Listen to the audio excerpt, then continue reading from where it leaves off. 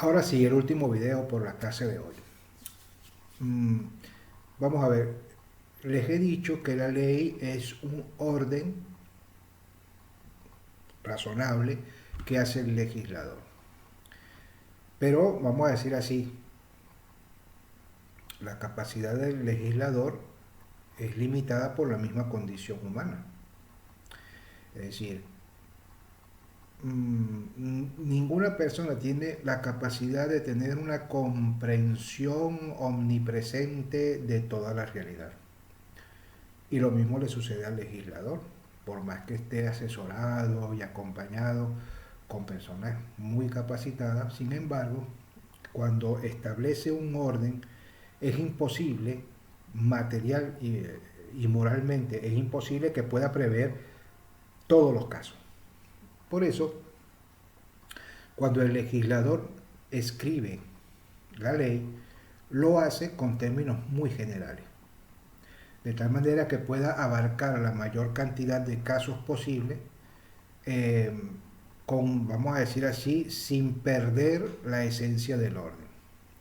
Pero aún así puede ocurrir que en el orden que él racionalmente ha querido establecer no contemple unos hechos, o que con el paso del tiempo aparezcan unas situaciones que no estaban previstas en esa norma.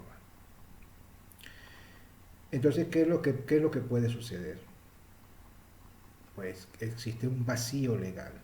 Eso en la doctrina, nosotros los canonistas lo llamamos lagunas de ley.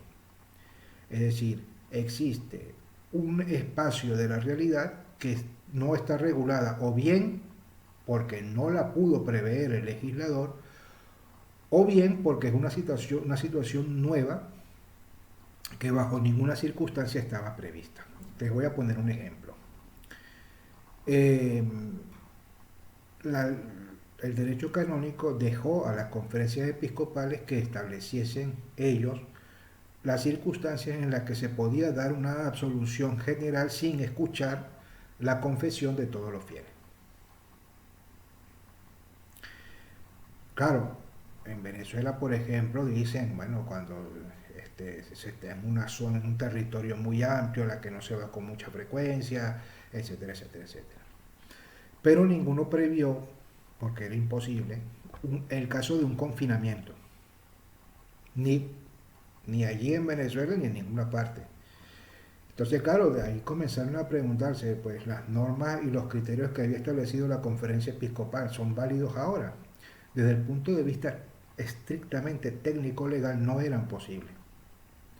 Por eso es que cuando ocurrió el confinamiento no se pudo acudir a la práctica de la absolución general sin la escucha de la confesión por la sencilla razón de que no estaba previsto ese caso. Unas semanas después, la Santa Sede remedió, dándole por el tiempo que dure la pandemia las facultades a los obispos diocesanos que ellos decidan cuándo y cómo y en qué circunstancias pueden ellos conceder la absolución general, etcétera, etcétera, etcétera.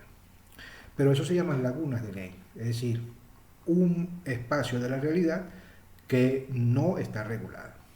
Y eso, digamos que siempre supone un problema. Antiguamente no. Como han tenido ustedes la oportunidad de leer en el material que espero estén leyendo, cuando en la parte de la historia el derecho canónico era muy jurisprudencial. Es decir, antes estaba formado por una colección inmensa de disposiciones, normas, pero tenía la riqueza de que tenía muchísimas circunstancias y que de allí se podían tomar, digamos, muchísimas referencias para atender a estas situaciones en las que la ley no las cubría. Cuando aparece el Código de Derecho Canónico, al poner bajo el instrumento legal del código, la ley, la norma, etcétera, comienzan a aparecer esto y no existe la posibilidad de acudir, digamos, a la práctica viva de la Iglesia a lo largo de los siglos.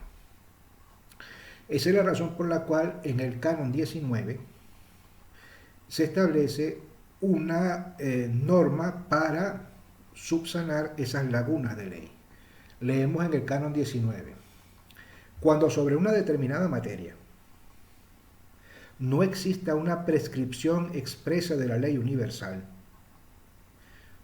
o particular o una costumbre, la causa, entendida aquí no como un juicio, ¿no? Que es el término propio para hablar de causa, sino se refiere a cualquier situación en la que se encuentra la iglesia, una decisión que alguien tiene que tomar. La causa, salvo que sea penal, porque si es penal, no se puede, como ya les dije, existe la reserva de la interpretación estricta de la ley. La causa, salvo que sea penal, se ha de decidir atendiendo a las leyes dadas para casos similares, a los principios generales del derecho aplicados con equidad canónica, a la jurisprudencia y a la práctica de la curia romana. Y por supuesto la opinión común y constante de los doctores. Eh, Esto es una cuestión bastante compleja. Entonces, lo que el legislador dice es, ¿hay alguna ley que se haya dado para un caso similar? Sí, entonces acuda hacia ella. Si no existe esa, digamos, esa ley dada para casos semejantes, hay que aplicar los principios del derecho. Evidentemente, es un término un poco difícil. El Papa Bonifacio VIII, me parece, o Bonifacio VII, se me escapa ahorita el número del Papa, estableció lo que se llama la regula juris, es decir, las reglas del derecho, como una serie de principios eh, de justicia. Ahora, ¿eso se refiere a eso, a esa regula juris? Ciertamente que no. Pero existe, vamos a decir así, como una especie de consenso entre los juristas, como primero la aplicación de a cada quien lo que le corresponde, etcétera. De ahí se van surgiendo una serie de corolarios que podrían ayudar a resolver una causa. Recientemente, una causa en el Tribunal de la Asignatura Apostólica fue resuelta acudiendo a los principios generales del derecho. Fue un tema muy complejo, pero la solución fue más que satisfactoria, inclusive para ambas partes, porque modificó un decreto de tal manera que no salía tan perjudicado el destinatario ni quedaba tan mal el obispo. Así que fue una solución maravillosa. Bien, entonces, a la jurisprudencia y la práctica de la curia romana. La diferencia entre uno y otro es que la jurisprudencia es de los tribunales y la práctica son de los organismos administrativos de la Santa Sede. Entonces, por ejemplo, los dicasterios, la congregación para los obispos, la congregación para el clero, la congregación para la doctrina de la fe son órganos administrativos. En cambio, la asignatura apostólica y la rota son tribunales. Los tribunales dictan jurisprudencia, los demás dictan prácticas. Dicho esto, por ejemplo, en el caso de una causa matrimonial, ¿qué ley aplico aquí? Acude a la jurisprudencia. O por ejemplo, en el caso de resolver una causa administrativa o penal, pues, acude a la jurisprudencia. Si es cómo se hace esta cuestión, bueno, vamos a acudir a la práctica que tiene la curia romana.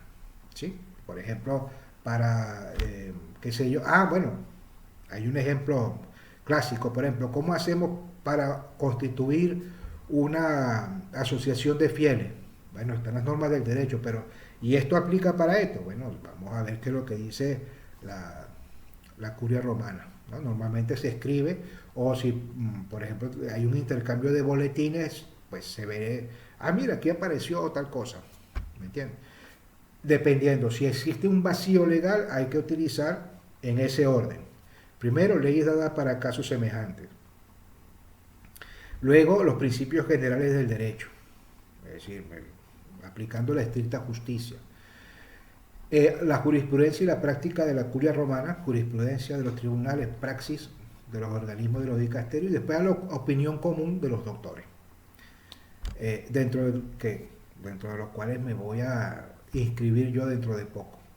Entonces, esos son, vamos a decir así, los criterios, ¿no? ¿Cuáles son los criterios a los que tiene que acudirse para eso? Para terminar, y con esto digo, recuerda que ya nosotros en la primera clase establecimos que la ley encuentra límites y el principal límite está en los convenios que ha hecho la Santa Madre Iglesia con las naciones para garantizar la libertad de la Iglesia para llevar la palabra, los sacramentos y lograr la santidad de los fieles. Por eso es que en una nación puede tener vigencia vamos a decir así, algunos privilegios que en otras no, porque eso va en los acuerdos que hace la Santa Sede con las diversas naciones. Y pues nada más. Bien, después vamos a ver la técnica legislativa ya para la próxima clase. Por favor, les agradezco que me avisen si ya el internet funciona.